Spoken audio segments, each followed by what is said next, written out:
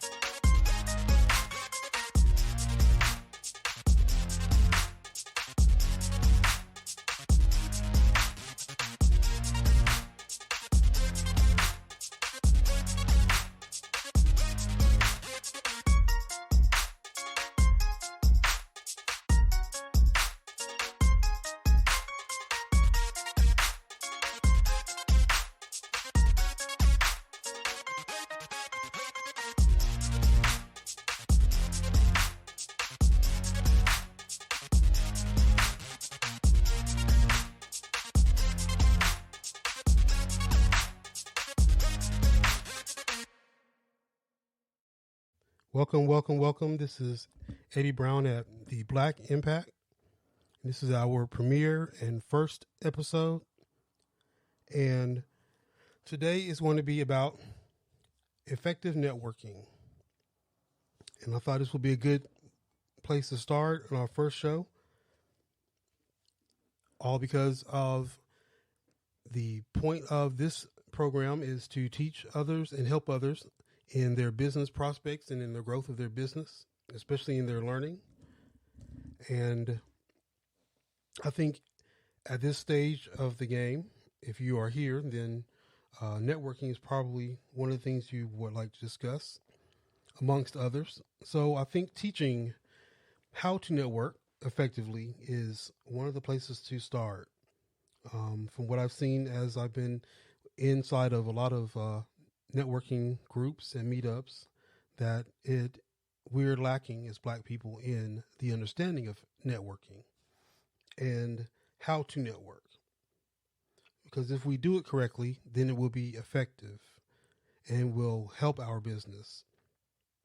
Networking itself is not to sell our business, because our customers are not the people that we're networking with.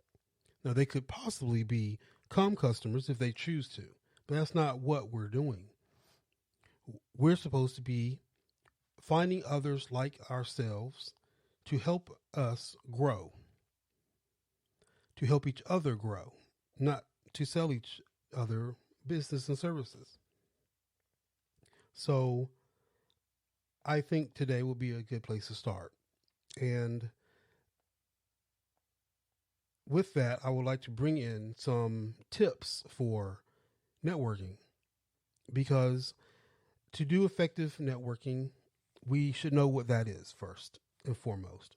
So a good starting point is have your business card, or have social media that is for your business that you can then give to others to cross promote. Because as a business owner, your business should have an online presence. And offline, that presence is your business card or your establishment. So you should have business cards. You should have business related media online. Give that to the people you're trying to network with. Because back in the day, we had what were called Rolodexes, and today we have our cell phone contacts. Also, a part of that is our business card and our social media. So, network, collect other people's cards, collect other people's social media addresses. Those are the two things that you want to begin with upon networking. There are other things you can do. Join groups. There are business groups online that you can join or even create yourself, because that should also be a part of your business, is creating a group, creating a way for you to collect emails, because not all social media will last forever. We know Google Plus is no more. So if you had a business profile on Google Plus, that's gone. So if you had your network and your contacts on there, and that's the only place they were, they're gone.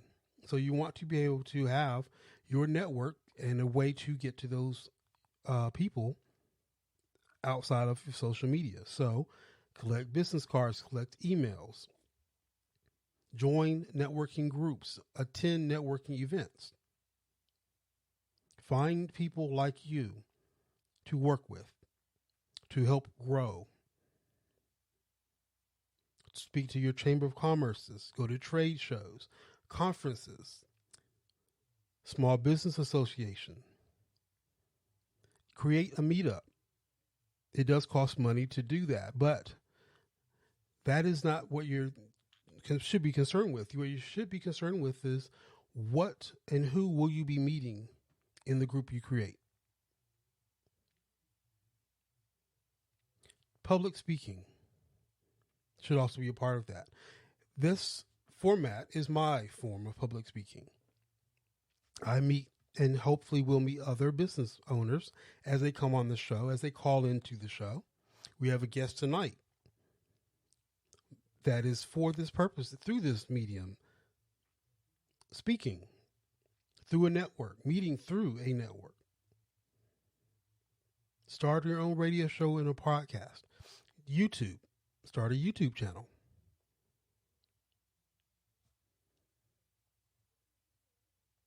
These are ways that you want to do. What you should also always remember is that the people within that group, those are your peers, not your customers.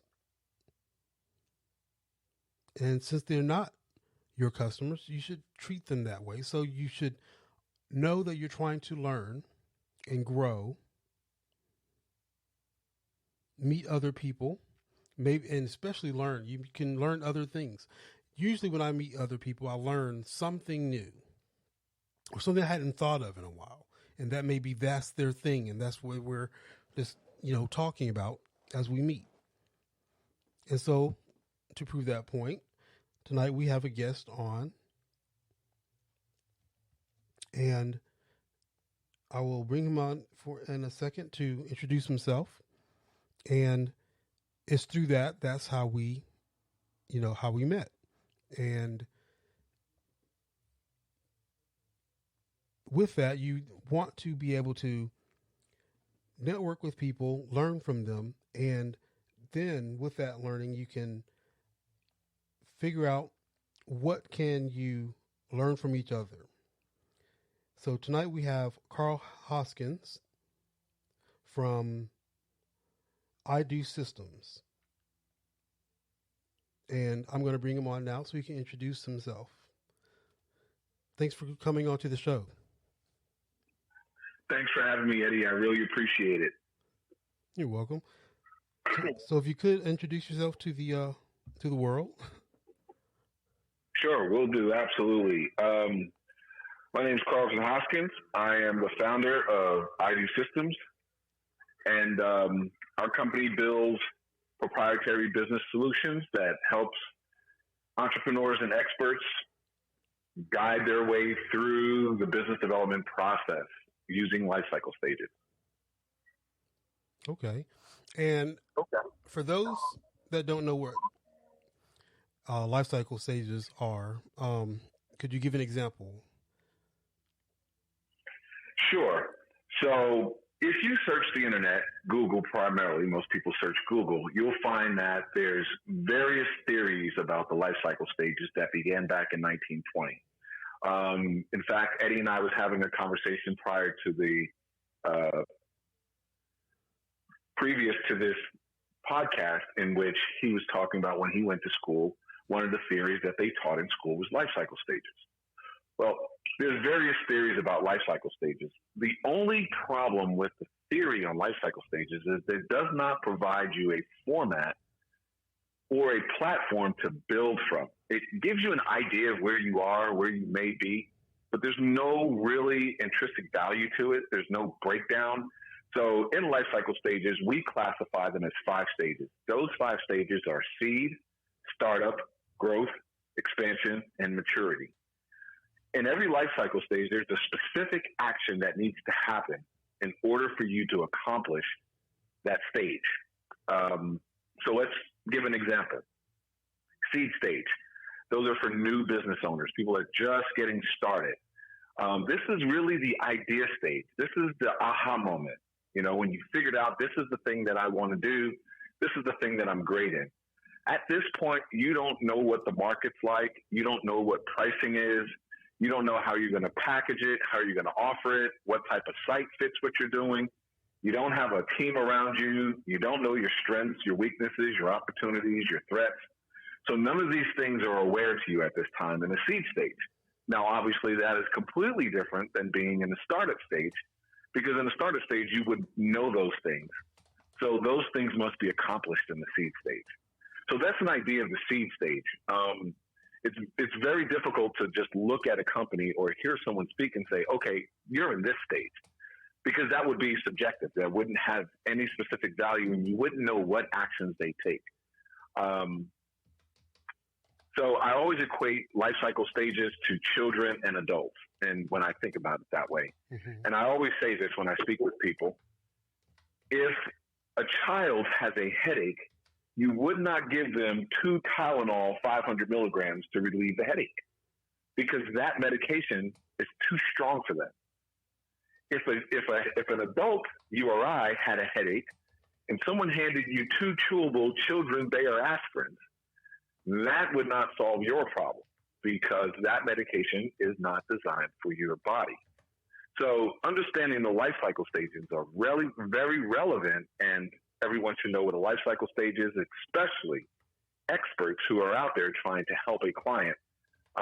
You do not want to start working on a client's business or your client's baby, as they call it. My business is my baby. You don't want to start performing surgery on a baby without doing a full diagnostic on that child, right? So the same thing applies to a business. Right. Right. Okay. So that's exactly what I was getting at with the networking, is when you meet someone, you can learn something from them, or at least revisit something you may have learned or forgot about before. And in the life cycles of your business, one of them is, in part of that, you will network with others. And with that, the learning part, and what I had forgotten and hadn't thought about, was the cycles, the stages that a business would be in, and, where I was. And like I said earlier, that's when you brought it up, that's when I looked at, okay, well, I knew what I wanted to talk about and what I wanted to teach about, pertaining to what I was doing. Because I've joined several networking groups, and what I saw in all of them, except for one seems to be I'm doing pretty well, but the other groups, everyone is in there not networking. And I know you've seen what I'm saying. Your post, I had put up a similar post out last week, because I was trying to do my premiere show last week, and I asked people, sent the exact same flyer that you saw this morning. And it said the same things, really. And I asked people then to, if you want to be a guest, let me know. Reach out, let me know, and we'll work on a time and a date that works for you. And I had a lot of likes on the post, but no one no one followed through. So I'm like, why? What are you liking about the post? Are you liking that I posted? What is it about it that you like? What I need is engagement, and you liking the post is not engaging. Not only is not engaging, but that isn't helping what we're supposed to be doing, which is networking. So if I'm reaching out to you, you should be responding in some way. And that some way should be in a form of communication. And clicking a like button is not communicating to me an answer to the question that I wrote, which is, who would want to be on the show? Who would want to speak about your business? Tell the world about your business. Tell us what, whatever the topic is, talk to us. Let's, and it's free. Now, someone posted also that Ellen is looking for people to speak. Now, that received the most people writing comments to get on Ellen's show. Now, well, there's a go ahead. Well, there's a reality to that, Eddie, and that is you said it when you started the program and you were explaining what the purpose of a network is, right? The network is to meet peers, meet other experts that are stronger in areas that you're not strong in.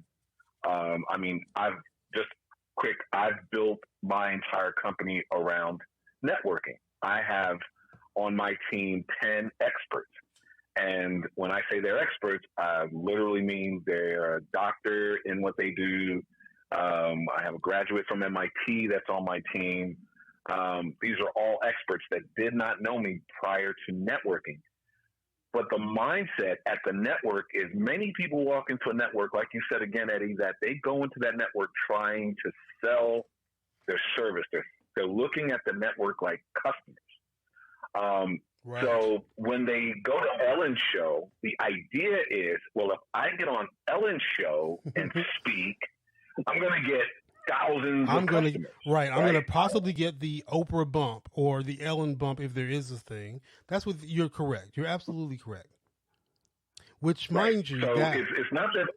Go ahead. No, so it's not that they don't like the idea that you're posting. They do like the idea that you're posting. They like the idea that you're running a podcast and for the cause you're running it for. But to them, there's no customers on the end of that. So I have nothing to really. I don't want to just talk to people. I don't want to share my wisdom. And so maybe the reality is that what they were going to share is a sales pitch and not I would love to learn from you. I want to be in a room full of people that may be smarter than me. And if they cannot accept that, then it's really hard to say, I want to be on a podcast that's just going to broadcast to people that's going to learn from me versus they want to be on a podcast for people that they can sell to. And, people do that on Shark Tank. They go into Shark Tank and they pitch their business. And then you'll hear when a shark says, well, you didn't come in here to make a deal. You just came in here to get the Shark Like spotlight so you can go back home and say, I was on Shark Tank, and put that on the top of your banner when you're selling something. And hopefully that will get me millions of dollars in sales. Right. It's a false perception. Right. And that is part of what I was, which is the thing. So you come on, and that's the networking part. That's why I brought up in earlier is have your elevator pitch, your business card, because you are networking, but you are letting everyone know what you do, what your business or service is, knowing that person you're speaking to isn't your potential customer and is not your customer, but knowing that is the word of mouth part. That person is going to be the one doing the walking and saying, oh yeah, I don't do photography, but I know someone that does. I'll refer you to them. I'll take whatever, fee for that, but that works then go to that person because I don't do photography. And when I first started my business, I was doing wedding videos, and I met in the process of doing weddings a lot of photographers because I was the videographer. So from that, I had a network of photographers. So if I someone said, well, do you do photography? I would say, no, I don't, but I know someone I can refer you to. And so I had a list of people I could refer to. That's what we're supposed to be doing. Not only that, but there was a black business mixer that I'd attended every month. And that's where we would, all the black businesses in the city would meet and, talk and network with each other. And again, you'd meet other people. And there was one photographer that I worked with more than anyone because he was black. I invited him to that mixer. So now I've brought someone else to the network, who hadn't heard of it before and hadn't been to any of them previously. So that's what we're supposed to be doing. And also, when I saw that they were posting about the Ellen thing, I also looked at, this is exactly why we're always talking about how, we don't help each other as black businesses. And it's, here, and I'm not the only, podcaster in the group, obviously, because there are others that decided they were going to post videos. Now, mind you, that doesn't help you, because if you're posting and giving out, then they're not coming. You're not bringing. What you want to do is bring those same people from Facebook's platform, because that's their platform, to yours, so then they can see what you do, where you are, your website, and then they can sit. Because if you have people if you're sharing everything on Facebook, and Facebook has it, and you're referring everyone, and people are going to refer them to the Facebook, which is not what you want. You want them to be referred to your business, your website. So that's why I was trying to invite people on. Speak, tell us what it is you do, who you are, and let's talk about whatever the topic is, right? And no one would come through, but Ellen got the work. Now, with that, I also learned, even then when I was going to those mixers, that even going to those mixers, there were people there still trying to sell, their wares to everyone there. And I'm like, there's something, and mind you, that was years ago. But even then, and now virtually, in the virtual, networking groups, I see it's the same thing. That what it is we don't know how to network. We think when we hear networking that's just an easy way for me to advertise without spending advertising dollars, which is not true. Right. Because if we're all in there advertising to each other and selling to each other, ain't nobody gonna make any money. Right. So that's why absolutely our customers are outside our peer group. Our customers are not in our network. So right. I decided we need to speak on this. And that's why when you said about the stages of business, I thought that those two things work together, because if you don't know what networking is, you definitely don't know what stages of business are. And so I started looking at people within the network and what they're selling and doing. And I do graphic design and web design. That's when I've never, ever in the groups posted my businesses. I would always post my podcast. It's free. I do this for my business, but it's free for everyone to listen, to call in, to join, be as a guest. My customer is on the outside. The people who I'm speaking to and who may be on the show aren't my customers. So I never said to anyone that I did graphic design and web design. So I would look at people's websites, and sometimes I wouldn't even get that far, because if I saw that they had, blah, blah, blah at bigcartel.com, okay, that means, one, you haven't done the necessary, work yet. You have your business before Big Cartel. So you don't have a domain. Your store doesn't have a domain. So, and mind you, that's one of the cheapest things you can buy. Your business cards cost more than your domain name. Right. I have a list of 30 domains I own. I have 6 that are up and running at any given time. And several domains actually I use alternatively depending on the season, because I have e-commerce stores as well. So if I'm looking at your business and I don't see that you don't have your own domain, which is the easiest thing. That's your face. And you haven't bought your face yet. That's a hint to me that the stages, you're not even working in the stages yet. Because I don't even, to give, like you said, on the first stage you brought up with the seed for your phases. So for me, in phase 1 of any business I begin, I don't even go live until I own every property under that name, my brand name that I've created. I now have a logo. I now own all properties. When I say properties, I mean Facebook, Twitter, Instagram, whatever, my domain. All properties now have that name. So Black Impact, go anywhere and put BLK Impact, and that's me. I own that everywhere. I don't go live until I own it all, because that's my face, right? And if I can't get that face, then I come up with another one, because I can't be blah, blah, blah, blah at Big Cartel. And let's say I want to buy the domain. Now that name has been, because to prove my point, I can go right now, pick up whoever that is with that, whatever Big Cartel, get their domain, get their name, buy a domain with that name. And when they go trying to buy it, they have to buy it from me.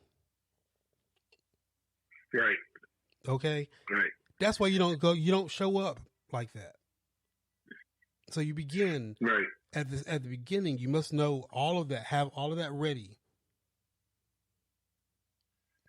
So you're right. And go ahead. You're speaking on the networking aspect of a business, and many times,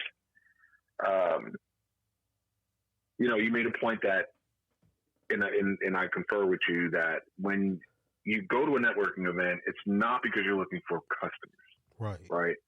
What you are really, really looking for, especially in the seed stage, there's different levels of networking, just like there's different cycles of business. And so everything flows in a cycle. So when you're in your seed stage, you're really looking at people around you for a soundboard. Why does that make perfect sense? Because there's a 1 million cups in every state. Every major metropolitan city has a 1 million cups. And the reason they built that was so that entrepreneurs can, you know what, I have an idea. This is my idea. What do you think? And the purpose of them standing there is to get the soundboard from the audience, because in that audience, you're going to find a director from the SBDC. You're going to find a director from the Better Business Bureau, a director from the SBA. You're going to find someone from SCORE. You're going to find consultants sitting in the audience. You may find an investor sitting in there. That's potentially possible, but obviously not the goal.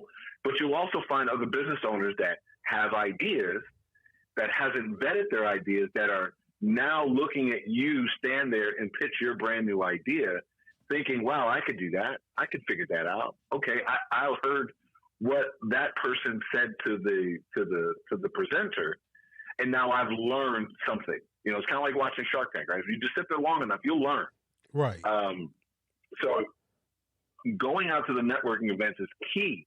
And you're right. Networking, you said earlier, networking is like when you're really in the startup stage or when you're in your growth stage. And I think that, that just goes just a little bit deeper into say, it depends on what life cycle stage your business is in. If you're in the seed stage of a business, you should be out building a community around you. How do you do that? You don't have to share the recipe to your, to your greens or to your, baby barbecue ribs or whatever that is. You don't have to sell the secret. You just need to say, I'm interested in getting in the restaurant business, or I'm interested in, I've been a hairstylist for 20 years and I want to start selling hair. Right. Anybody in here sold hair, bro? You know, a person may say, well, I never sold hair, but I advised the person who sold hair, this is what they did to get where they're going.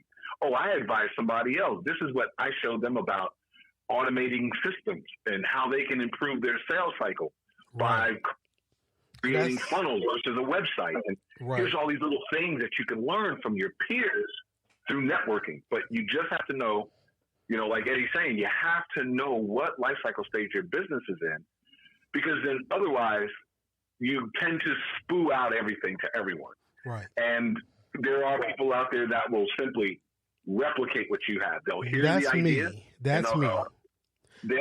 They'll go, oh my gosh, yeah, that's a great idea. And you're nowhere near getting it there. And you don't know what you're doing. And so I can go replicate that. Now, I'm not that type of person. I'm not going to rip your intellectual properties because I'm a creative mind. So right. When I say that's me, what I mean is I know what I can do. And because I'm creative, right? I know if I hear something and I see, and I'm like, that's a great idea. I know I can do that better. Let's say, right. I would like, because I had someone do this, that they found someone with it's genius, really. It's another, basically, I call it MLM. So it's a hair, online hair supply store, but they themselves don't sell hair supplies. They basically find other people to buy websites from them that they put their hair on, and then so basically they're making money not off the hair, they're making money off the person buying into their server to have a website to sell hair and do marketing. But the actual customer is that supposed, and I say in quotes, business person. And I said, look, you don't need to pay them for that. You can do that yourself. That same person looked at me like I was, you know, whatever. I hear what you're saying, but I wouldn't dare do that, because why would I just pay them? And I said, okay, well, I'm going to show you. So, and without saying that I'm going to show you, I created my own, and it's on Facebook. I have a hair store on Facebook that people can go to Facebook shop, buy hair, to show you can do what that person was trying to sell you for $50 a month to $100 a month, because you had to pay the $100 to own the domain, to have your own domain. I'm like, that doesn't make any sense, because like I said, I don't go anywhere without owning all properties. But I got to pay you $100 a month to have that, when I can do that, and I don't pay anything for my property for, you know, a year to 5 years on a domain. So why would I need to pay you $100 a month? What am I paying you for? So to prove, you know, for proof of concept, I made that business. And I also sold hair. Some people from Australia bought hair. So it works. It's real. And that's what the people should be looking at. If let's say you're in the seed phase and you're at the networking, and you're in the seed. Not everyone is at a different phase. Not everybody's in the same phase, but if you're in the network, what you should be doing in the network is looking for a mentor and a soundboard for if your business idea or whatever product you may have, you know, let's say it doesn't make any sense or it doesn't work. There you are. You're able to find people to say, let's tweak that, because that may not be, you know, good for the market, or that's great. Let me show you how you would do that, you know. And mind you too, if you are good, and for real, if you're really good at it, if someone were to come to me and say, I'm building an e-commerce store, I have an e-commerce, you know, store on Big Cartel, and if they're listening, because everybody in every group I'm in has now, you know, access to the show, right? So if they're listening, they should know who I'm talking about. They have an e-commerce on Big Cartel. So you don't own your domain. I, being the person I am, I can get you a domain on a discount. I mean, if you're trying to buy a domain and you just don't, you think it's too much, right? And it could be. There's people out there, if they're good at their business, that have, I don't pay full price for things, right? I've been in business since 2009. So not everything I get, I pay full price for, right? I have affiliates. I have affiliates. I'm an affiliate of certain things. So I have ways to get things cheaper. And if you're finding mentors out there, they may have those things. But if you're half-assing it and you're, not putting in the what you need to for your business, then you're missing out because you're thinking that potential mentor is the customer when that mentor is like, no. Why would I think about this as we're sitting in that network group? Why would I buy anything from anybody in the group when we all can do this, and if we can't do it, we can all individually get it cheaper. So why would I buy it from you? Especially think about this part. Why would I buy hair from you in the group as a peer when I can get that hair at the same price you're buying it without your markup? Why would I buy it from you? Right. Eddie, as you speak, I begin thinking that as we're having this conversation, I think what we're really getting down to the deeps of is there is a difference between a solopreneur and an entrepreneur. There's clearly a difference. And people have all of the names, wantrepreneurs or mamapreneurs, or all these other preneurs. But there's a distinct difference between a solopreneur and an entrepreneur. And here's your difference. The solopreneur is the person who says, I can do it all by myself.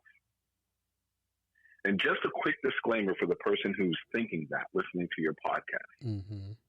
There is no multi-million-dollar company in the United States of America that was built by one person. Whether you know the other players, teammates, advisors, mentors, or not, there's none.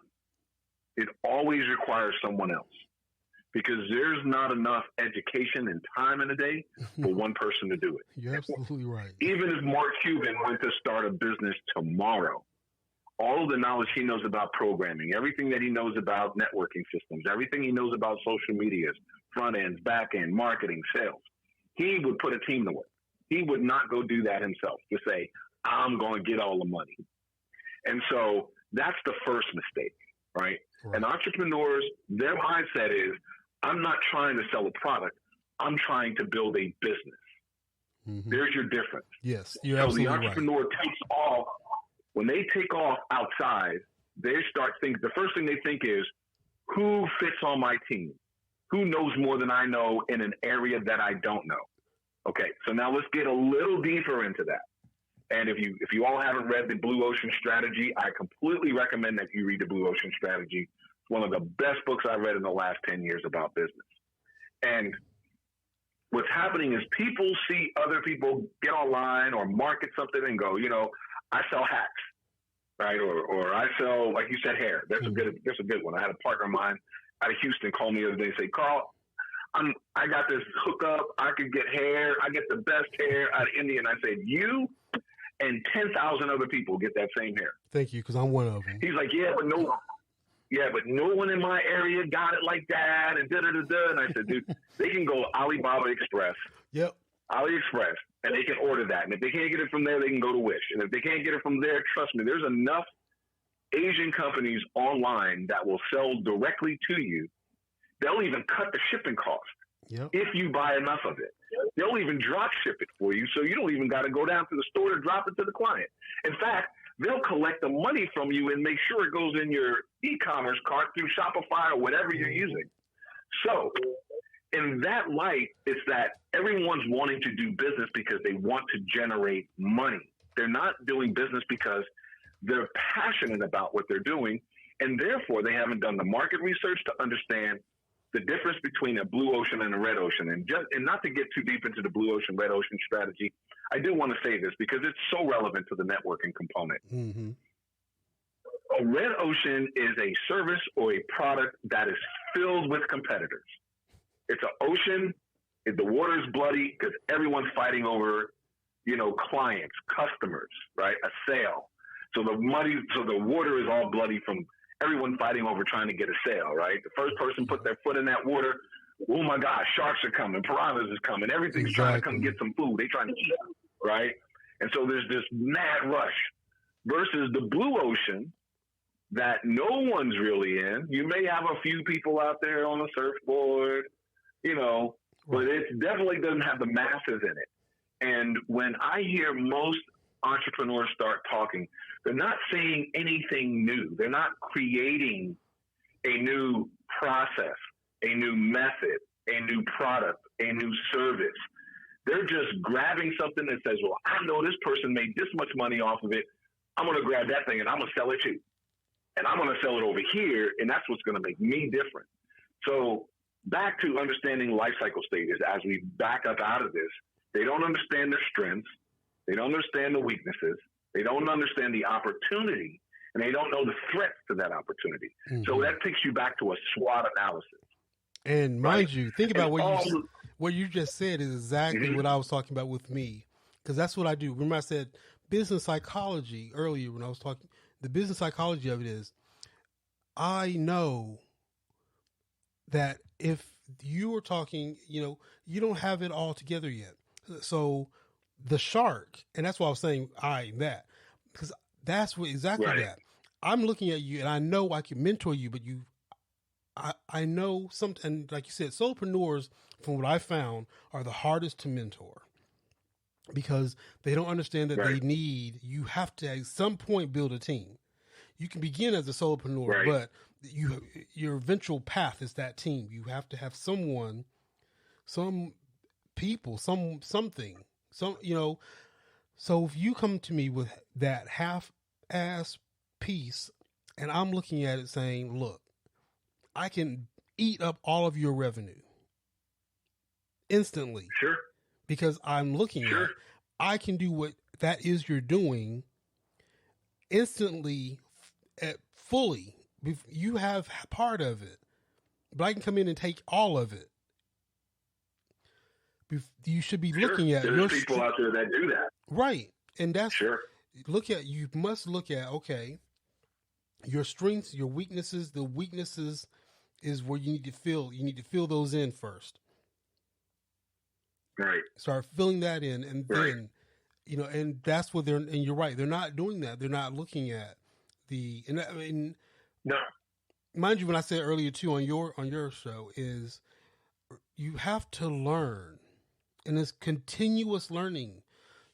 If you aren't learning business, your craft is business. And if you're not learning that, right. you aren't going to understand that you're not going to be able to sell a single bundle of hair if you, one, don't know who your target market is.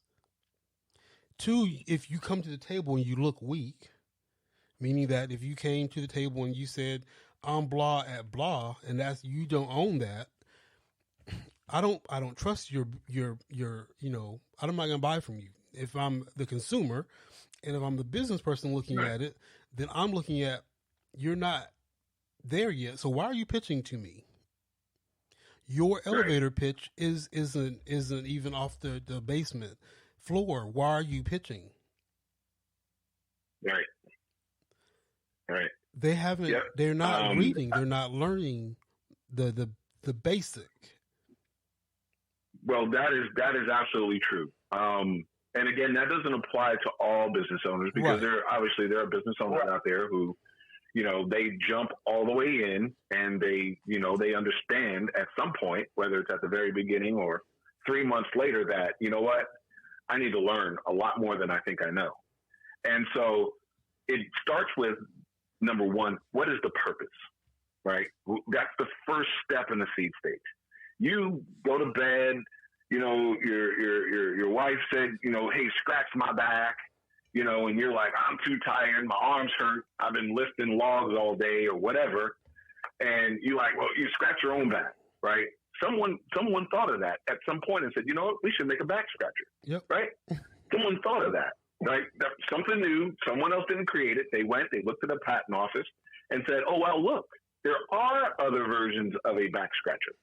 Oh, wow, look at that. There's 30 other versions of this thing. What would make mine different? Right. What would make mine better? What is the purpose of me doing this? Do I really care?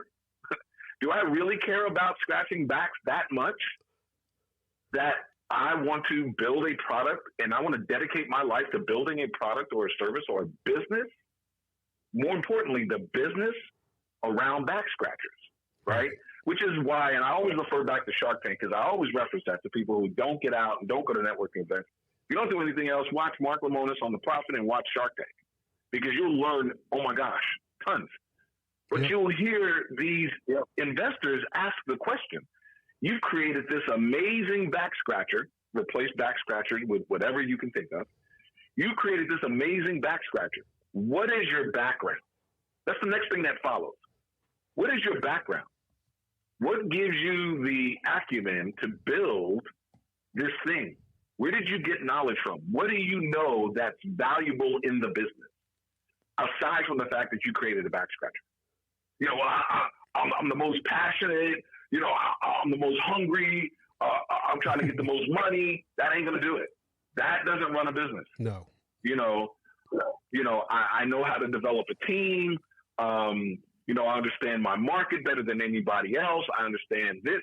There has to be some logical, objective answer to that. And many business owners, if you watch the Shark Tank, many business owners will not get a deal. And you'll hear them say, you got an amazing product, but you're way too early for me.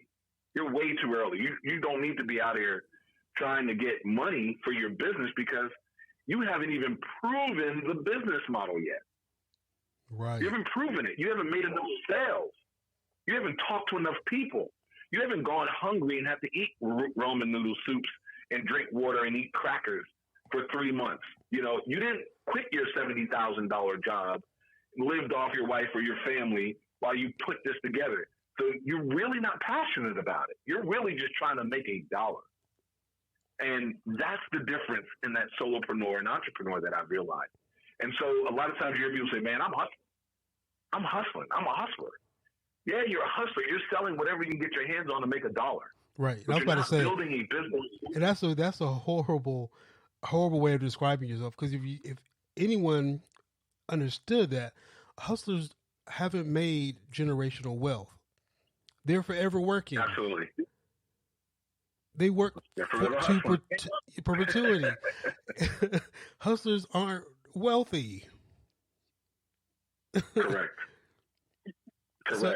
So again, back on that networking component, that's why networking is so relevant, to entrepreneurs more so than it is to solopreneurs. See, solopreneurs, I can see them a mile away when they walk in because the moment a person says, "What do you do?" "Oh, I sell," and the sell come out their mouth. "I sell." Right. And then I'll ask the question, "Are you an entrepreneur?" Normally they'll say, "No, I work with this company and I sell." You're a salesman walking in a networking event where people are trying to congregate and gain more knowledge, and you're trying to sell them. Yeah. And why? You walked in the church. Basically, you just walked in the church to sell wine, crackers, and donuts. You don't go to this church, and you don't believe in what's going on in this church. You just came to sell the wine, the crackers, and the donuts. Right. Okay. I understand. And not only that, but you just walked in that church, and we already have that. We're fully stocked on that. Absolutely. So why are you here? And that's why effective networking. That's why I said the word effective, because the part of that, you want to bring something back from it that you can use. So Absolutely. If you aren't going there to bring something and not to sell something, to bring something back, That's what networking is. Right. You're bringing something, Sure. a team, some people, a person. You're bringing something to help you, or even to give to them, not sell to them. Right. Yes. Bring value. That's the key when you walk into a networking event.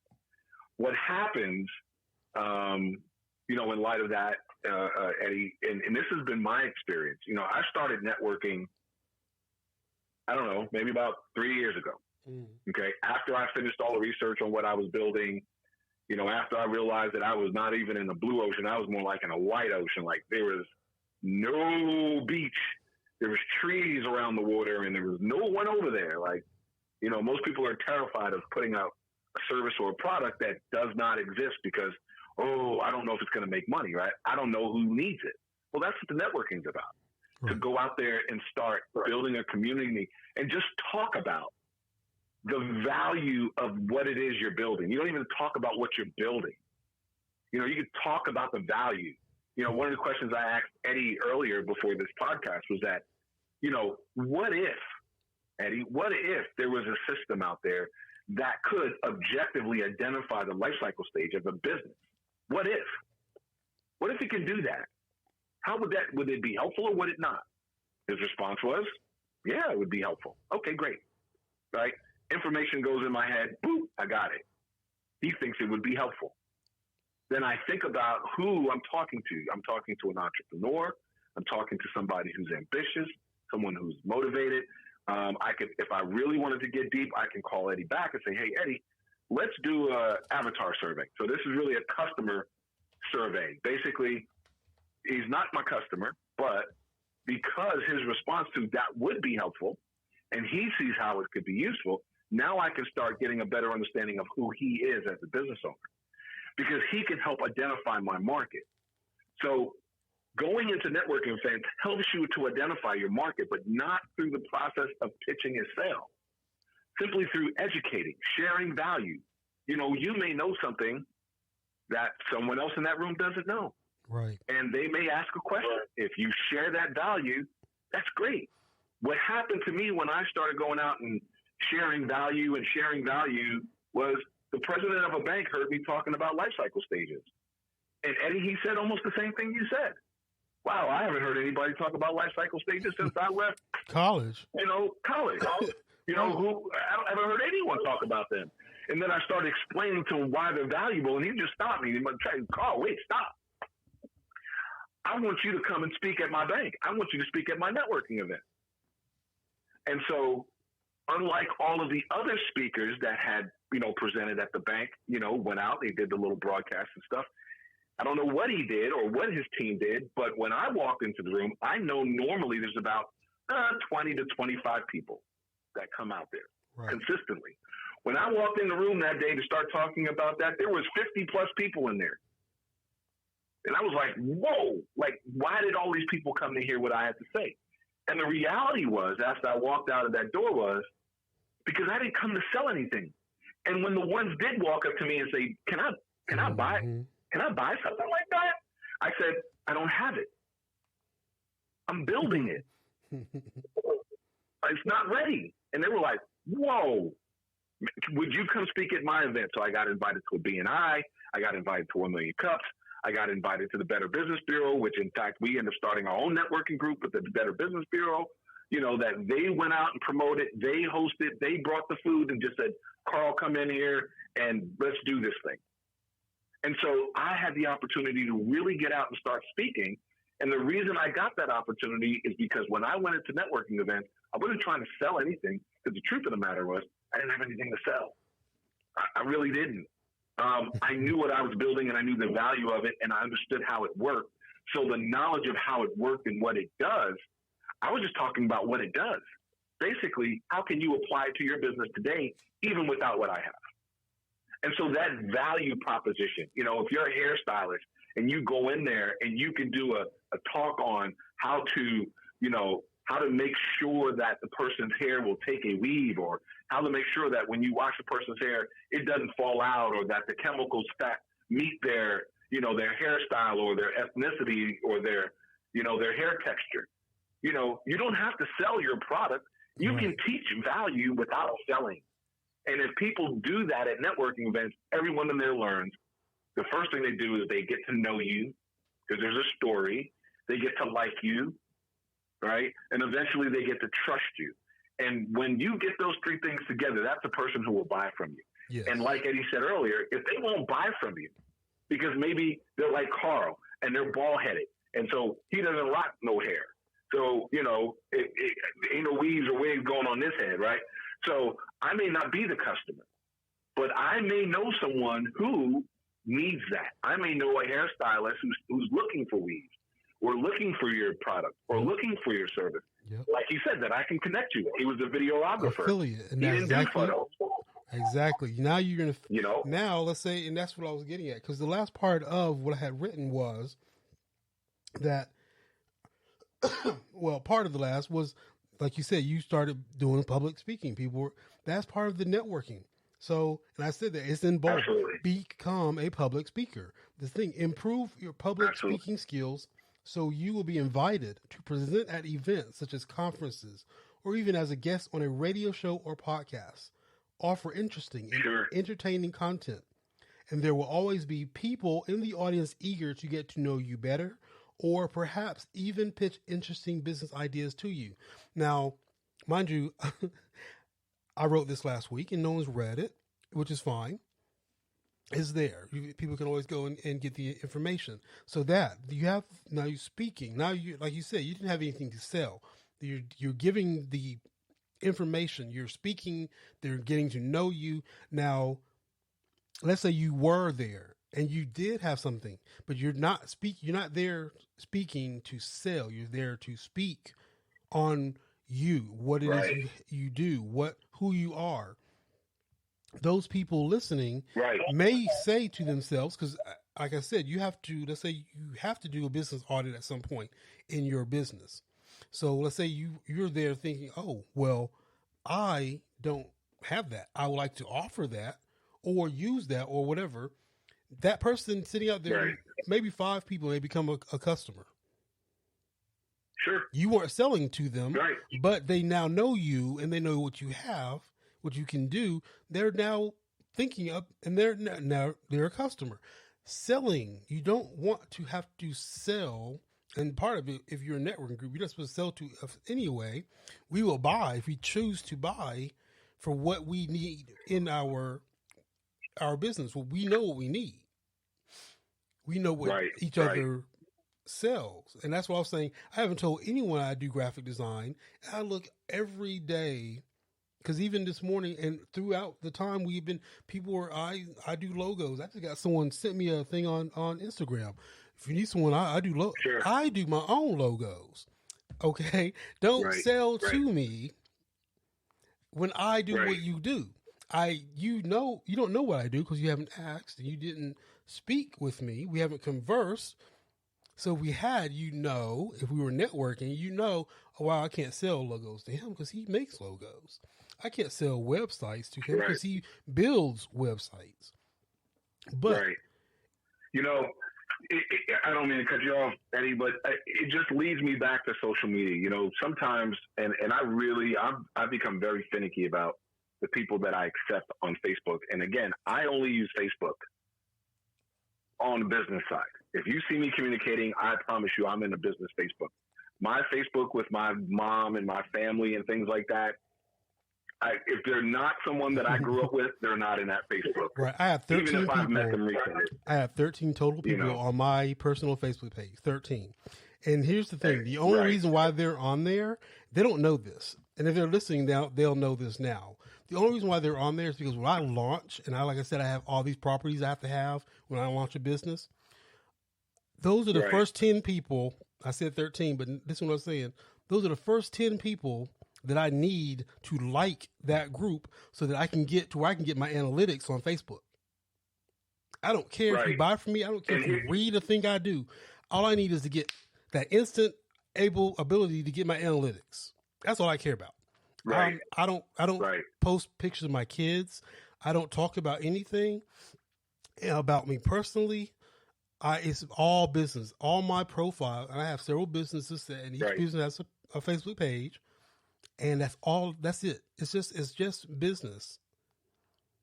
And, right. And I'm like you.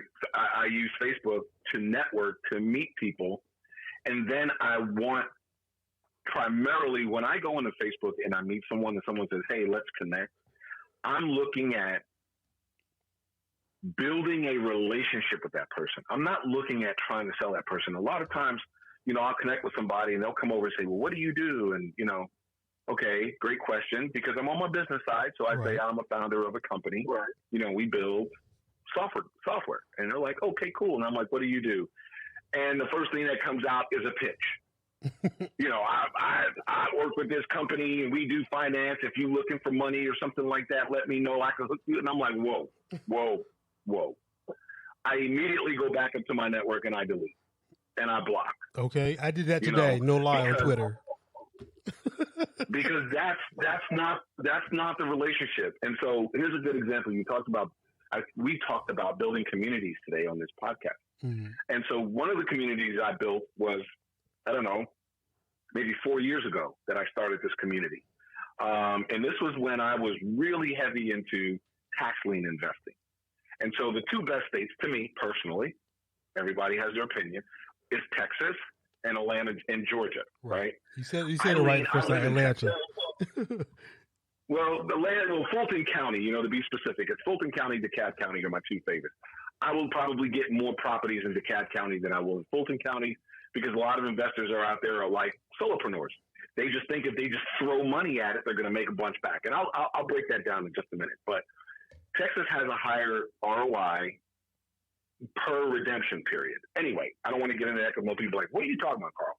But anyway, so I live in Texas, but I was flying to Georgia to make my investments. Mm-hmm. Now, there's a logical reason for this. So when I was in Georgia, I happened to bump across. I was actually sitting on the wall next to this European lady. She was sitting next to me, and I was just kind of going through my list of properties, and she was sitting next to me going through her list of properties, and we're just sitting on the wall waiting for the auction to kick off. We're at DeKalb County, and, she looked over and said, "Are you here for the auction?" And I said, "Yeah." And she says, "Oh, so how long have you been investing?" So here we go, networking, right? We're just talking now. She didn't ask me what properties I was buying, how much money I had, did I want to buy anything she had. We're just talking, right? The next thing you know, we're walking through this place together, because we realize we're on the same page mindset. Right. And so she asks me a question in the middle of a pause. We're waiting for the sheriff to come out to begin the auction. It starts sprinkling, so everybody kind of crowded around. And so she asks me a question, and I start responding. Immediately after my response, because I was actually giving her information about what she didn't know on how to analyze the properties better. Mm-hmm. And then when she said, "Where are you from?" And I said, "I flew in from Texas." And then so the whole crowd now is like going, "What? Like Texas got a better interest rate?" And then I started explaining the logic. Then they're like, "Oh man, oh my gosh, dude." So the next thing you know, the sheriff had to come over and tell me to be quiet because I'm just talking and there's a crowd of people standing there listening to what I got to say. Because again, I'm just giving value. I'm not giving my strategy. I'm not sharing my system. I'm not giving the bush bean secret. I'm just sharing value. And they're standing there absorbing the value that I had. Right. And so from that, oh my gosh, I got back to Texas and I got a message from her that says, "You should build, a group in Atlanta. So when you fly back next month, you can have this town hall or this networking event or whatever." And I was just like, I'm not doing all of that. So what did I do? I went on Facebook. I created a Facebook group called Tax Deed Investors, right? Mm-hmm. I created a group called Tax Deed Investors, and every now and then I go in there and I drop some knowledge. Well, today I probably approve new members in my group in the range of 10 to 30 people every day. And so my group is closing in on 3,000 right now. Now, that's not to brag because to most people, I'm like, man, that's a tiny group. Well, it's one of the biggest tax deed investor groups, right? So that's one of the biggest tax deed investor groups. And the reason why that group is so huge is simply because all I do is give value. Gary V, right? Yes. I was going to bring him up earlier. Hear that term all the time. Yeah. One of the things he says, when you're trying to get where you're going, when you're trying to make a sale, it's always left. It's always left. Give, ask. Right. So you have to give value, then you have to give value again, and then you can ask. But if you just say, "Here's some value, let me ask you for something," you miss the boat. If we were referring back to Russell Brunson, who is the founder of ClickFunnels, and a lot of people say, "Yeah, I heard that business. That business is crap. That's garbage stuff. Blah blah blah blah blah blah blah." You can say what you want. 3 years ago, that kid was just starting out, and I'm calling him a young man because he's far younger than I am. But he was just starting out, and his way of doing it was give, offer. Right. Right. So he added some more gives to that. So if you ever catch a video on him when he tells you that he'll sell you, he tells you, "I'm going to sell you this $500 iPhone for $10,000. And when I'm done talking, you're going to want to give me $20,000 for this phone." Now, to most people, that just sounds ridiculous. There's no way on God's green earth I'm going to give you $500 for that phone. There's just no possible way, right? And so when in me projecting this, it's going back into the thought process of, I have hair, I have a car shop, I have a delivery service, or I have this thing, and I have good price, and mine is just better than yours. Well, why? Because I said it is. Well, that don't cut the boat no more. No, that just isn't it. There's 28 million businesses out there. If a person doesn't like you, they got 27,999,999 more to go to. They ain't missing you at all, right? So that whole process. But he goes into the thing about the offer, and I'm going to just share this real quick, and then I'll digress. But he goes into the offer, and he says, "Okay, you have an iPhone, I have an iPhone, right? Mm-hmm. You paid for your iPhone $500. I'm just throwing a number out here, and I have an iPhone for you for $500. Number one, you already have an iPhone, right? So you don't want to buy another iPhone for $500. Okay, so let me tell you what's in this iPhone now. Before we get there, let me tell you what's in the iPhone."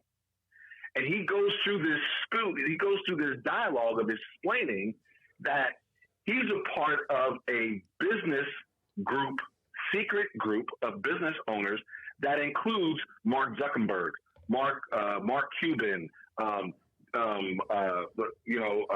Bill Gates.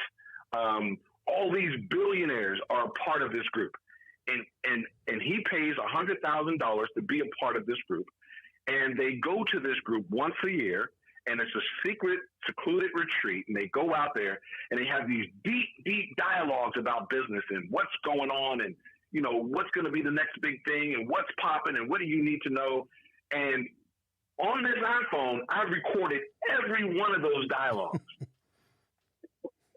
Right? Mm. So that's worth $100,000. Like, that you're about to get that recording for the year. So technically that's worth $100,000. On top of that, I have a speed dial with everybody that's at that event on my phone.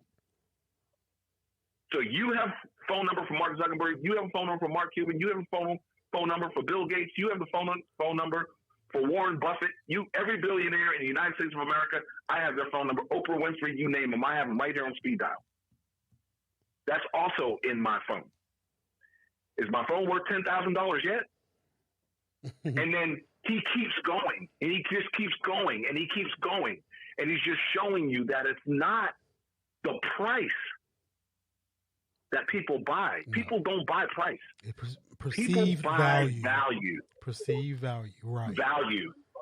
And when you go and you buy the brand new Ferrari Spider, and you come home and your wife says, or your homeboy says, or somebody says to you, "Dad, Eddie, man, that's a pretty car. Why do you buy that?" You're like, "Well, the fuel economy on that car is, really good. It's like 28 miles to the gallon. And the space trunk in the back of the car is big enough to hold my suit." No, you didn't. That ain't why you bought it. No, it's not. You bought it out of emotion. You bought it because it made you feel good. Well, guess what? Every time somebody buys something from you, they buy it because they feel good. That's why. That's it. That's why you don't go to Walmart or go to the grocery store hungry, because you will spend more in grocery bills than you will if you ate before you walked in. And mind you, remember I said business psychology. Walmart, all stores know they hire people like me, business psychologists. So you go in, why do you think they're at the checkout counter? Why do you think there's food and candy and all the sodas? Sure. Notice also that those sodas, those single sodas, are more than the ones you get from the bag. Those little bags of chips are more than ones you would have got from the bag. That bar of candy. That's why they're there. So they're your impulse buying. Right. In fact, Walmart psychologists, just to give you some tidbit, Walmart psychologists, they have this thing now. So if you go into Walmart, in the aisles, they have these things to sell. And they have a term they created for this, but they're basically channels. So these things so you go in as a male, because that's why they do it. Because as a male, when we go into Walmart, we go in for what we said we were going to get. So because of that, there are obstacles now in our way, so that as we're getting to where we're trying to get to what we came for, those obstacles that are set up to channel us around or through to get to that, those things are filled with things that we would possibly buy. And here's to give you a perfect example of what I'm talking about. I'm a tech person. If you need to know anything about any kind of technology on earth, I know about it. So when I go into Walmart and I'm heading to the electronics section just to see what they have, knowing I'm not going to buy any, I'm just going to see what they have, right? I came for some chips and soda. That's the only thing I came to buy, but I want to see what they got in the electronics area. Before I can get to the electronics area, they have obstacles that are filled with smart bulbs, that are filled with cheap memory cards and mice for your computer. Those things are right there for people like me. Sure. And they get me sometimes. My house is filled with anything smart. I have it. I own it. Right. I buy it from Walmart. I also buy it from Walmart because I was going to confirm what you said. Right. One, it's cheaper to buy it at Walmart because they have their price value, right? And so they know I'm only there for the sodas and chips, but I'm a tech person and I'm in there just to get in and out. But I'm going to put these things that we know you'll buy real quick right there. So you have no reason, and you will find a reason for yourself to purchase it. And sure enough, I'm like, you know what? I do have a lamp in my room that needs a bulb, and this is a good $12. I can afford that. So now I have a light bulb, chips and soda, and I'm getting out. I hadn't even made it to where I was trying to go to see what they had because they've already got me buying something before I went about there to see. That is, and and so too, goes into the networking that I was getting. If you are in the networking group, and before I can even get to finding, that's why I wrote to you instantly when I saw your post and why I said what I said. Because if you notice, I said, I tried this before. The first sentence was that. The reason I said that, and the reason I reached out was I was like, you know what? No one reached out to me. When I put it out, I'm reaching out because here I just saw his. Before I could get to yours, there was 5 people selling things. Sure. And I'm like, you know, it just goes back to that point again. Social media is a place to network, right? You know, it's become something else because of, you know, being able to do advertisement. And of course, I can't fault Facebook for that. That's how they make their money, right? They have a huge platform that they have to manage, and they generate a lot of revenue through lead sales and all kind of stuff. But the reality is the people that involve ourselves on social media, find ourselves selling. Now, am I guilty of that? I've done that before. And, you know, once I realized what I was doing, I slapped my own hands and I ripped it down.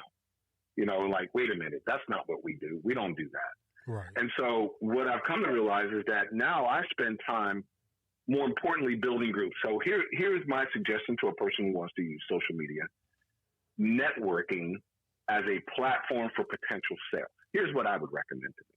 I would say, whatever your niche is, whatever it is that you have a product for, be an expert in it. Don't just be a salesman of it or saleswoman in it.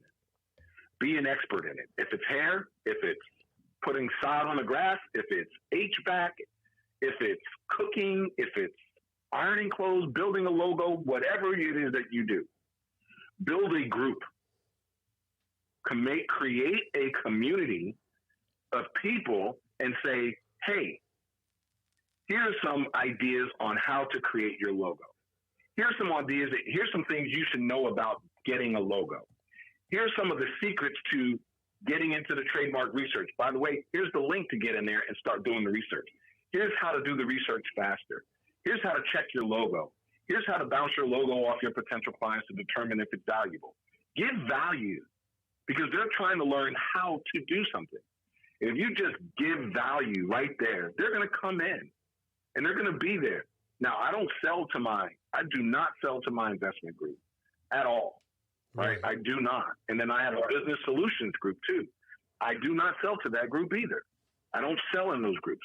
But if a person wanted to, they can build this amazing group and then advertise their own products. There's nothing wrong with that, because you're talking to that's what you're target. Thank you. That's what you're supposed to be doing. That's why I started. Talking to your target. Right. Well, that's why I started this show. One, to give the value of what I know. I've been doing this, and no lie, because I was going to start off selling, I've been doing business since I was 7. My first business I started at 7 was a show. Every summer we go to my brothers and I would go to my grandmother's. She had this porch that was basically, to me, a stage. So I turned it into a stage. Right. And we would do a show every other Friday, charge the children in the neighborhood and their parents to come see us perform on this stage. And then we would take that money and buy candy and toys. Sure. That was my first business. And then from there, anything I could get my hands on, I would sell. So we got some from someone. They had made these Pac-Man ghosts, from bedding, padding and some fabric, and they just marked, face and mouth, eyes and mouth on there, and they didn't want them. They had the biggest bag you could think of these things. We went through the neighborhood selling those for $1 each. Right. You're hustling. Right. You're hustling. So you're learning the grind. And then my first real business I started at 18 during the .com era, which also bust. And it did so because, and I learned from that, I didn't know how to build a website. So I was trying to build it on the fly. Once I got something up, that's when .com businesses crashed. Now, I was one of those that crashed. From there, I went and learned business and how to build websites. Right. So, right. Because that was where my weakness was. If I had been a Amazon, okay, I could have survived because they were strong on the website. So they survived. I wasn't, so I died. But I learned. Right. So when I think of, networking with others, that's what I'm thinking about. One of my strengths. So I started a podcast to give out the information to the network that I had. Also knowing that as I'm doing that on the front end, building this on the back end, on the front end, customers will find the information, and on that information, they may see that there's a void, and there's something on my website that could fill that. There's something in the information that I'm giving that could fill the void for free. There's something on the website that they could possibly purchase that will fill the void that they have, but they could buy, and it's there. I'm not selling. I'm not purposely and pushing anything. Mind you, Right. there's almost 8 billion people on Earth, which means that at least 1 billion people could find something at some point on my site without me having to go to them. To prove my point, like I said, I'm a graphic designer, so I have T-shirts that I sell on Amazon. During the Christmas season, I'm looking at my account and I'm like, I see an email come in saying Amazon, something about a payment. I'm like, I didn't order anything from Amazon. Who has my information? I go read the email. I made money. I'm like, oh, I was freaked out. But see, I'm selling shirts. I forgot, because I have so many things that I do. I forgot, right? So I'm making money without knowing and without thinking. And I'm not pushing. I wasn't pushing my shirts. I wasn't pushing any, but they're there and people can find them if they're looking for it, right? So when I'm looking at our networking groups and I'm seeing everyone is just selling, and when you put something out there for them to receive something of value for free, those posts go unanswered, unclicked. Mind you, we had a full public discussion on your post, and we were the only two. Because before I went on, to your show, I checked. Nobody responded to your post. Same as nobody responded to mine. Right. No one read what we were writing back and forth, and didn't chime in and say, "Hey, what are y'all doing? I would like to be a part." No one. I mean, you've got to be kidding. This is like free. There's still I'm sorry, go ahead. Finish your thought. What I can say is they're still trying, and they're not understanding what their objective should be, which is to meet and learn. They're just there to sell. And because of that, they have tunnel vision. So when something comes out of value or is free, they don't even see that. They don't see it. All they see is, oh, I need to post another, ad for, I am so sick of seeing someone's ads for taxes. Dear God, we know it's tax season. And if you are a business owner, you're doing your own taxes. Why are you selling to us, business people, tax service? I'm about to tell how old I am. I've been doing my taxes forever myself, because the one time when I was younger and I paid someone to do my taxes, I was there and I'm like, hold on, I could do that. I wonder why, why do I have to come to a service, for them to do my taxes? I wonder why that is. Then come to find out when I joined the military, because if you join the military, it's free. Tax service is free, and we have a site that you go to and you do your taxes. And I'm like, hold on, what? Right. Why was I paying H&R Block to do my taxes? And they got their money up front. They got their cut before I got mine. So I'm paying you to do my taxes. And there's a service, and I didn't use a free service. That's why I know what I'm saying when I say they have tunnel vision. I didn't use the free service for my first year.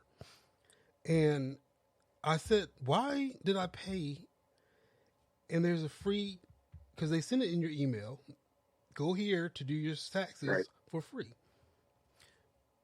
And from then on, I've been doing my taxes. And if you're a business person, you would learn that anyway, because what are you doing on a daily basis? Your bookkeeping, right? So why would you pay someone to do your taxes if you already have all the information you need to do your taxes? They're not doing anything differently that you couldn't do. So if you're selling all these things that we should already be doing, that's why I haven't sold a single website, even to the people that need websites and I don't know what they're doing. I haven't even said I could do that. Why don't you have that? because I'm like you, if you are really the business person that I would even network with, you'd have that already. You'd already have your business. You'd have your website done. You'd have your logo. I wouldn't have to sell that to you. Why would I need to sell that to you? You should already have it. And if you didn't have it, I'm sure that you're already on, you're working with someone to do that. I'm not, there's no need for me. Right. Networking is super valuable. Very. Super valuable. If we and I'm the guy who loves plans, right? I'm the guy, when I first started my business, the first thing I did was write about a 100-page business plan. I found out really quick about 4 months later that everything that I wrote in there was changed, garbage, and could go right in the trash can, right? And then so another business plan started being developed. And then so we started doing these one-page business plans. And I love those one-page business plans because it really lines in your focus. It's like, what are you doing? Like, we don't need all the hoopla. We don't need to know what the industry is. Well, there's $300 billion in that market. If I just get 1%, I make 300. No, stop. Right. So we've really, and my team and I really, where we are today in our business, I would never be if I didn't have my team. Like, they are, oh my gosh, they are the lifeblood of my organization. And so, again, this all happens from networking. And so when we think, or when a person thinks about networking, that's a conscious decision to get up, get in the car, however they're going to travel, and travel. Right. That's time away from what you're doing. And then you're going to sit there and you're probably going to listen to someone speak, 2 or 3 people speak, and then you get the opportunity to introduce yourself, and maybe you get about another 10, 15, 20, if you're lucky, 30 minutes to kind of mingle with people. Now, I really want to harp on that mingling section, right?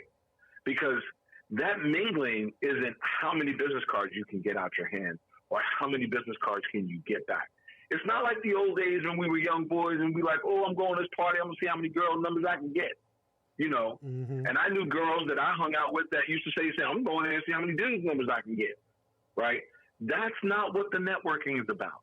The networking is how many people can you really relate to, right? You have to relate to them. And just because they say, oh, I'm in the automotive industry, and you go, well, yeah, I'm looking to sell hair. You don't need hair. Let me get your car and walk off. You don't know. That person could be they could be an investor sitting on $100 million looking for a hair salon. Right. You have no clue who you're talking to. But because we go in with this high expectation, like a 14-year-old going in a basketball game, the only thing they think is, I got to win. Versus, I got to go in here and play my best game and have fun. So when you go to networking events, the one thing I want to leave everybody with, from my perspective, is when you go into a networking event, it's about building relationships. If you meet one person, just one person at that event, if you go back home after traveling however far you travel, and where I am in Texas, I travel quite a distance to go to do a networking event. And so that 2 hours that I spent on the road, plus the time at the networking event, which is probably about 3 hours total, that has to have value. That 3 hour has to have value. So if I get that business card and come home and throw it in my box and never pick it up again, then I just threw away 3 hours of my time. Versus, how do I keep communicating with this person? Right. Just build a relationship. There's a guy that I communicate with. He flies in from Nevada.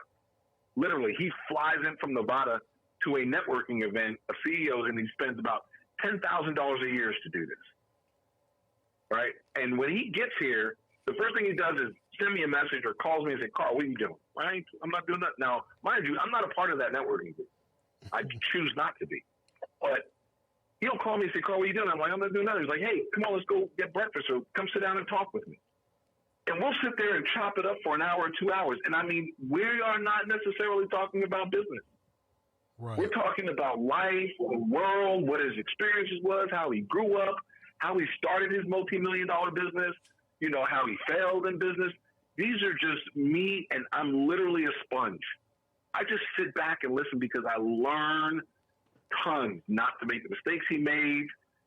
You know, how did he make that mistake? I'll dig deeper into that. He'll ask me questions. I tell him. And so we just learn. And literally, he'll say when he's leaving, he's like, Carl, I spent 2 hours with you, and I had more fun talking with you than I had all week spending at this event. All week I've been at this event in a hotel, and I've had more fun with you in 2 hours. Because everyone at the event is trying to sell. I'm trying to sell you something. As soon as you walk in, here's the fun thing, really quick, and then I'll digress. When you walk into this event, right, they have all these different processes that they have. But one of them is like, you know, like a sales thing. They call it a network, open network, right? And you go in there and everybody has a booth. What? Now, let me clarify. Everybody has a booth, right? So everyone that's flew into that event has a booth. Very few people are invited from the outside to come in. That's about something they're starting to do again, because they want to be very meticulous about who they let into that event, because there's a certain income level they want in their group. Okay? So when I walked into this event for the first time, I was invited by the CEO of that organization, and she said, come on, Carl, why don't you come down, check us out, what we're doing. And I walked into this event. When I tell you that everyone was standing around at their booth, and there was no one walking around because everyone was at their booth. So basically, the mall was open, and there was no customers, but the mall was open. So the only customers that the mall had were the people who owned the store. Right. So if you were selling a book on you know, how to improve life, and someone else was selling a book on, you know, the secrets to business success, and then somebody else was over here selling, you know, some super duper formula, whatever, you know, and everyone's selling. No one's buying from each other. No one. They all know each other. They're all communicating as friends. Right. They all been around each other for umpteen years. So they're all standing behind their booth. So when the one guy, walk in with the chairman and CEO of the organization, I'm like cotton candy. I'm like, oh my God. They're looking at me like, oh my God, we got a customer in our store, people. You know, when it was the funniest thing, because as I walked by, everyone immediately started pitching to me. Immediately. Blah, blah, blah, blah, blah, blah. Hey, I got this, I got this. You know, I felt like I was back in New York. I grew up in New Jersey, but I felt like I was back in New York, you know, pulling up at a red light on 42nd where somebody just runs to your car. Hey, man, I got this gold rope right here, man. I just got this thing. It's hot off the press. I'll give it to you for $50. You make the mistake and give that $50 to that guy, and you go home. That thing is fake. I promise you. Right. But anyway, so there was one person out of all those people that just was dragging her bag and walked toward me and said, hey, I've never seen you here before. Who are you? Right? So I introduced myself. And she says, what do you do? Now check this out. I told her what I did. You know, I'm the founder of iDueSystems. We build business software. And she's like, okay, what kind of software? So she really got into it. Because I normally don't tell people the beat of what I do. I just say I build business software. Right. Right? And so I leave it right there. Most people go, oh, I don't need to hear that. And they walk off. Great. Because I wasn't trying to talk to you. But so she's like, okay, well, what kind of software? So I'm checking out how she's digging into me, right? And she's steady asking questions. And she's like, so is that your pitch? And I was like, I don't pitch. Like, I know who my target is. I know exactly where they are. And when I'm ready to go sit down and have coffee with them, I don't have to worry about gatekeepers. I literally just say, hey, I'm here to see the director. And they go, oh, hey, she's waiting on you. Or he's waiting on you, right? Right. And I'm not trying to brag. This is just my group of people that I know who they are and who my target market is. But here's what she did. As soon as I was done, and I was like, no, that's not my pitch. I don't really pitch. And she was like, okay, do this for me. If you were pitching me, I'd love to hear what you'd say. Right. So I kind of said a pitch. I kind of bumbled through it because I really wasn't trying to pitch her. And then she was like, okay, great. Here's my card. She's an author. right? She helps other people author. She's a ghostwriter, so she'll help you write whatever book. Okay. Right? So she's a ghostwriter. She handed me the card, and she says, if I was you pitching that to someone else, here's what I would say a little bit different than you. And I said, hold on, wait a minute. Can I record this? Because it's going to be kind of interesting for me to share with my team, you pitching me my own software. Right. So we just kind of got a laugh, and the CEO of the organization was like, yeah, go ahead. So I popped up my phone, and I said, go ahead, go for it. And she literally pitched me back my own company. And she did it in a way that I would have never done it, because that's what she does. She plays with words. That's her profession, right? And she's like, so you get that for free from me.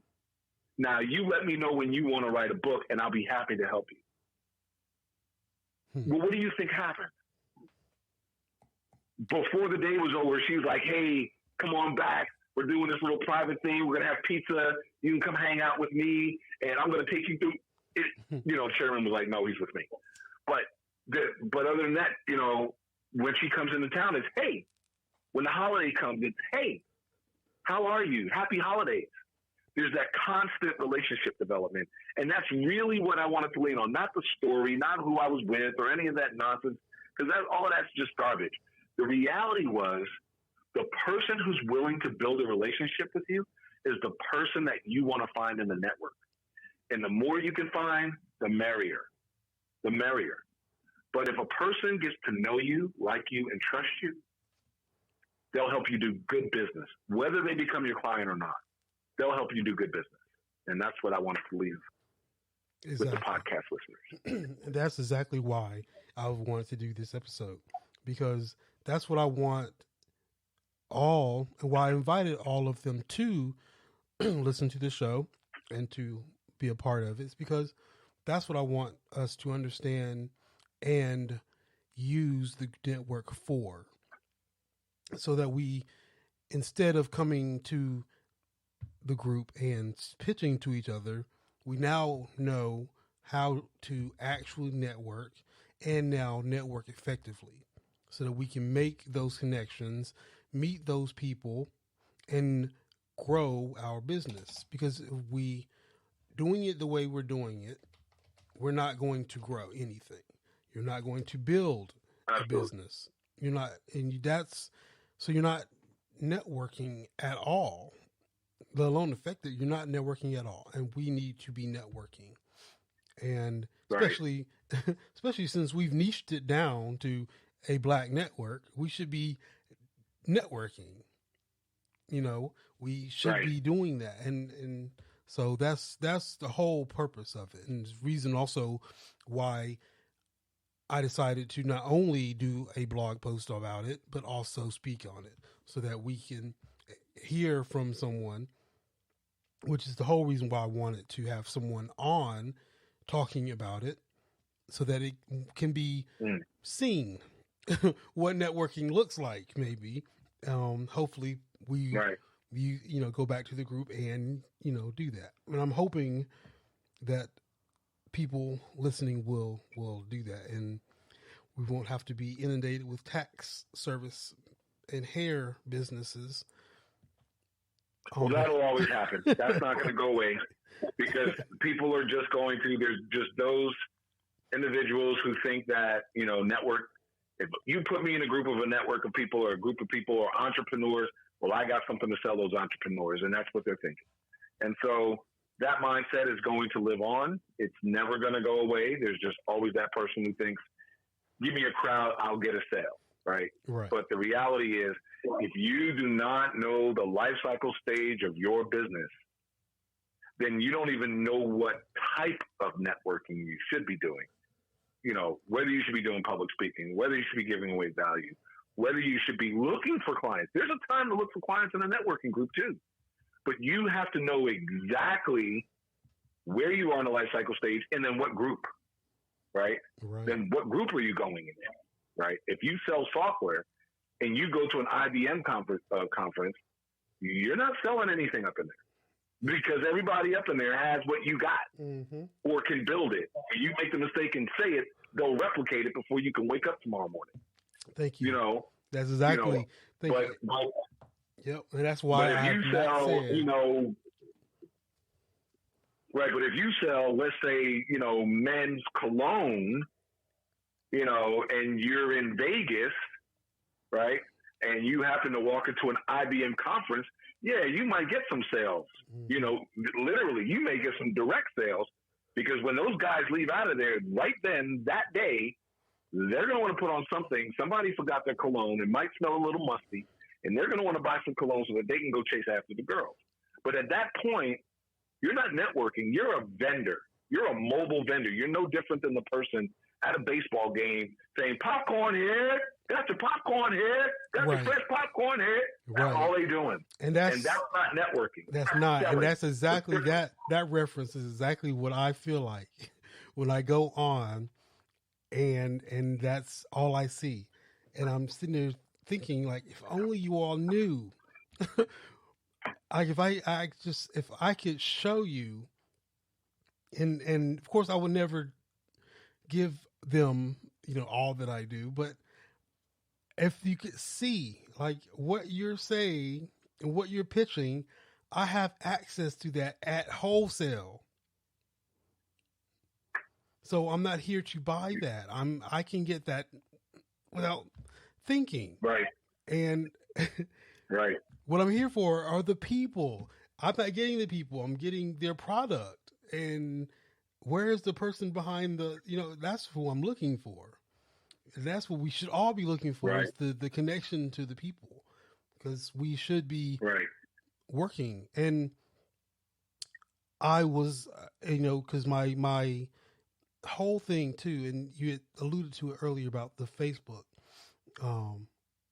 So on my website, I have a free book that they could just get, read, and understand what they're doing on that platform. And I did put it there for that reason, because that seems to be their platform of choice. And I thought, if you want this and you want to make money on Facebook, there's a book for that. We aren't your customers, but there are customers on Facebook, because I pay for Facebook ads. Gary V pays for Facebook ads. But our networking group, I can't put Facebook ads in there. So I know, and even Facebook knows, we are not each other's customers.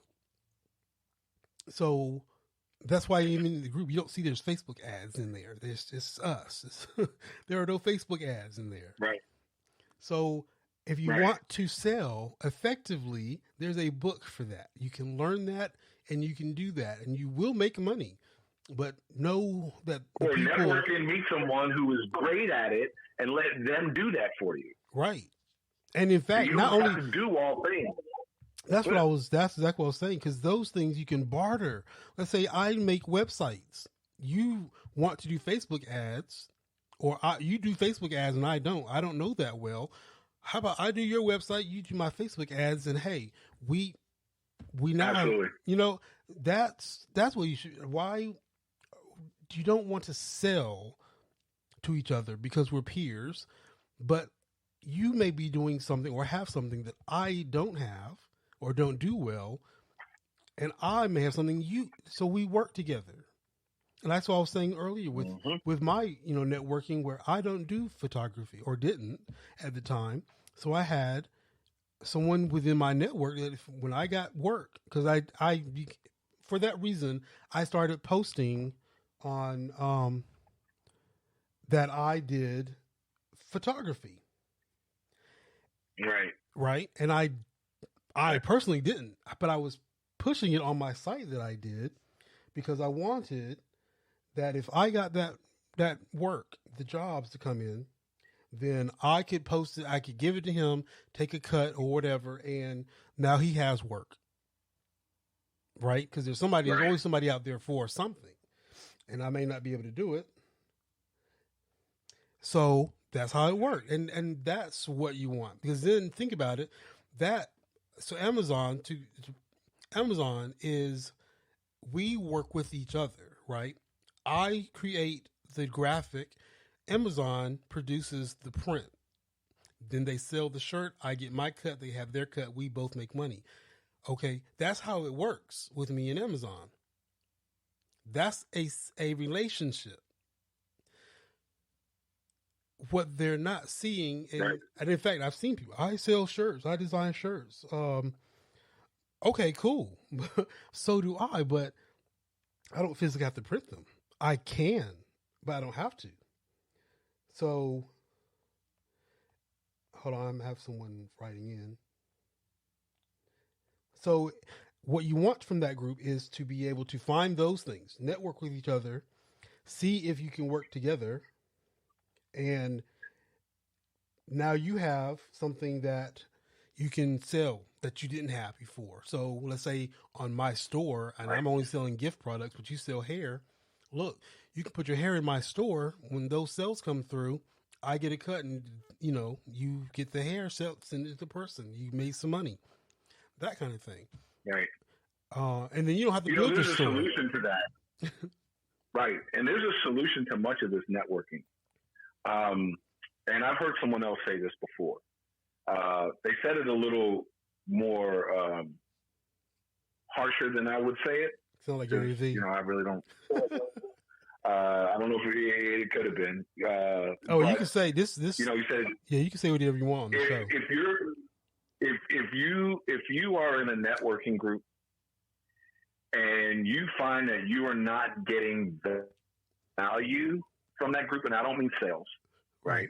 Right. Unless you're trying to post ads, then you got Facebook ads, right? But if you are in a group and the majority of that group is posting sale ads in their post, not a Facebook ad, but a post, and they're selling and you don't like it, get the hell out of that group. You're in the wrong group. And go build a group that gives the value that you expect to receive. If you do that, then you'll have people that you can talk to, people who want to learn, people who are interested in understanding networking, understanding the life cycle stages, understanding the difference between a successful business and a sustainable business, the difference between subjective needs of a business and objective needs of a business. If we just continue to stand inside of groups and say, oh my gosh, you guys are just killing me with all these ads, we're not fixing the problem, right? Because the knowledge that you're sharing is falling on deaf ears because they're not reading. The truth of the matter is they're not reading anything in that ad. They may go to that group to see if someone looked at their ad, because they're just literally automatingly dropping the stuff into there. And so that falls on the administrator of the group. And if the administrator of that group is okay with that, then that's not a group for you. So I love the groups that says, hey, if you post an ad or you do this, we're going to boot you. Yeah. Or it's easily taken down. Yeah. So I'm a stickler. Like in our group is for tax lien investments, right? Mm-hmm. If it's not related to that industry, don't bring, and our best wishes to Kobe Bryant's family and everything, but don't bring Kobe Bryant up in the tax lien investment group. Don't bring Donald Trump's impeachment on tax lien investment group. Don't bring Barack Obama in presidency in my tax lien group, because that's not what it's there for. We're here to talk about tax lien investing, period. If you want to talk about that, go find another group and have that conversation.